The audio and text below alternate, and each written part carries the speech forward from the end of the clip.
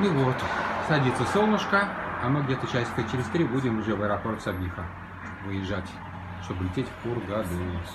Вот такая у нас панорама из нашей гостиницы, из нашего номера. Решил еще раз заснять. Сейчас будет очень быстро темнеть, солнышко садится. Там всякие танкеры, корабли стоят.